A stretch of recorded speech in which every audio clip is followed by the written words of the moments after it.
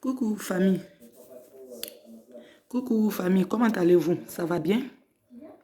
Ah, moi ça va bien, non? Je viens d'arriver après une dure journée.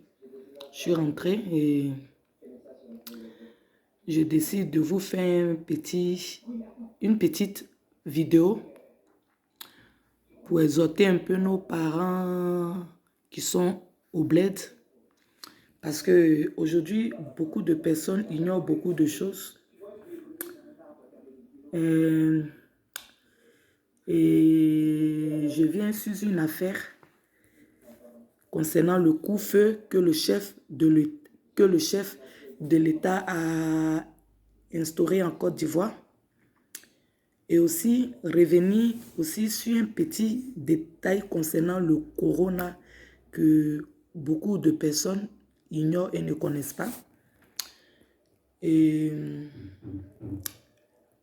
quoi d'autre? Voilà. Exhorter nos parents à Abidjan à prendre cette histoire du corona vraiment au sérieux. Ce n'est pas du jeu. Oui, ce n'est vraiment pas du jeu.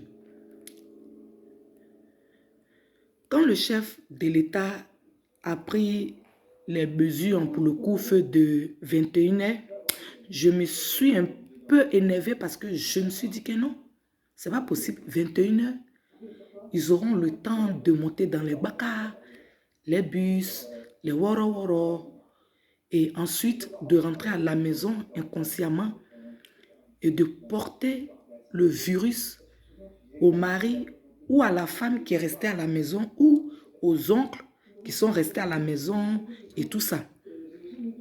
Vous comprenez un peu? Donc, je viens dire que le couvre-feu en soi n'est pas une mauvaise chose, mais seulement c'est l'heure qui est un peu tardive. Parce qu'ils auront tout le temps d'aller au marché,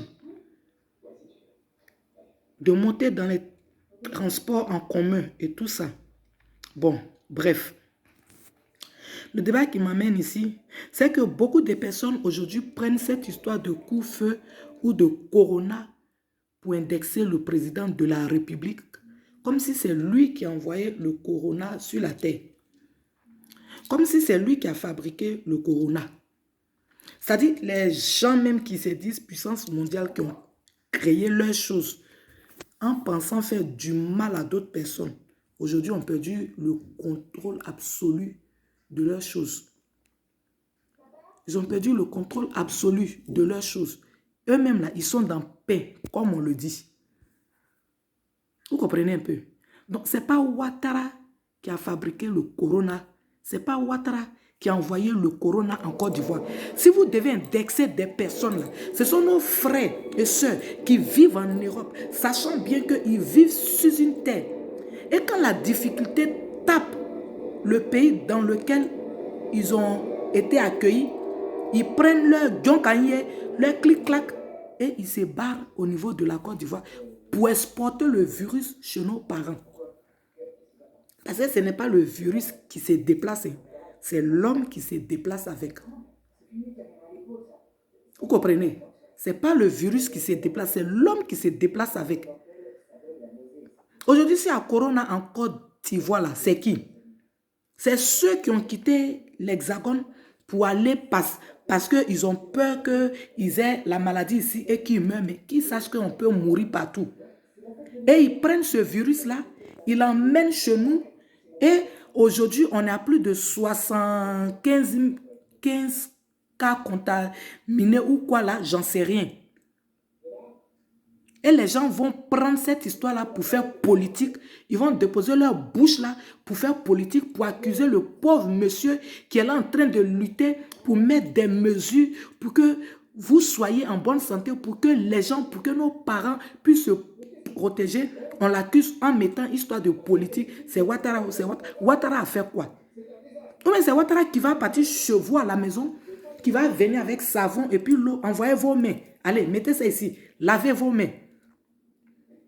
Non, arrêtons ça un peu. Arrêtons cette mentalité-là. Il faut qu'on change. Ce n'est pas Ouattara qui a envoyé Corona à Abidjan. Il faut que vous le sachiez. Ce sont vos frères et sœurs qui ont fui ici, là. Ce sont eux qui sont partis à ça là-bas. Ce n'est pas Ouattara. Donc c'est à eux là. Vous devez vous adresser.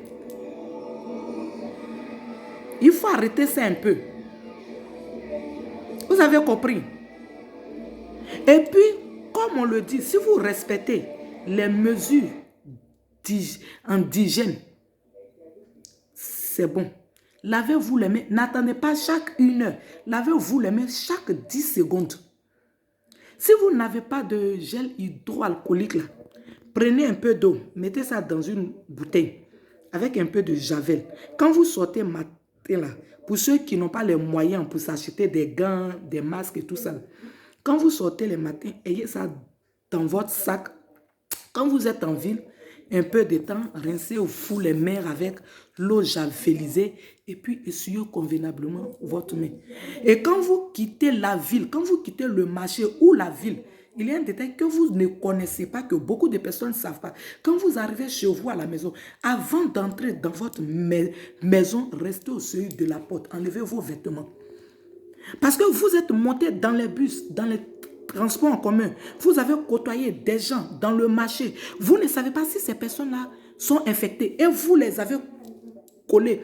Et en vous collant, le virus peut se mettre sur votre habit. Et quand vous entrez à la maison avec, quand vous entrez, vos enfants ou madame ou monsieur viennent faire la bise à madame ou à monsieur, ou les enfants viennent, papa, maman, ils chopent, ils prennent directement, ils s'en vont donner ça aux amis qui vont ensuite partir donner ça à leurs parents et puis ainsi de suite, le virus se propage. Donc, restez au seuil de votre porte, enlevez vos vêtements, appelez peut-être madame ou la servante, elle vous envoie un sachet, vous mettez le vêtement là dans le sachet, vous l'attachez bien, vous le déposez, on vous donne un morceau de pain ou une serviette, vous attachez, vous entrez dans la maison, dirigez-vous directement dans la douche, prenez votre douche.